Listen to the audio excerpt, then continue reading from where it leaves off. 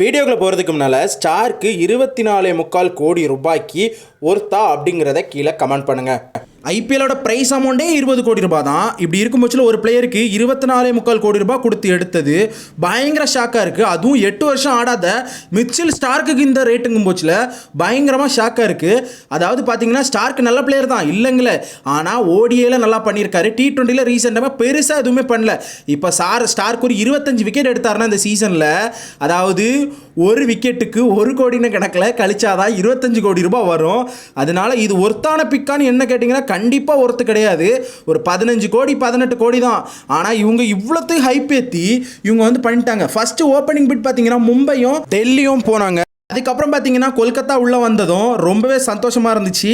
ஆனால் இவ்வளோ பிட்டு போவாங்க அப்படின்னு சொல்லிட்டு எதிர்பார்க்கவே இல்லை. ஜிடியும் கொல்கத்தாவும் மாறி மாறி மாறி தூக்கி சில்லுன்னு தூக்கி 24.25 லட்சம் ரூபாய் கோடி ரூபாய் கொடுத்துருக்காங்க ஸ்டார்க்குக்கு. என்ன பொறுத்தளவில் ஸ்டார்க்குக்கு இவ்வளோ கோடி ரூபாய் ஒருத்தலன்னு நான் நினைக்கிறேன். உங்களோட கருத்தை கீழே கமெண்ட் பண்ணுங்கள். நன்றி, வணக்கம்.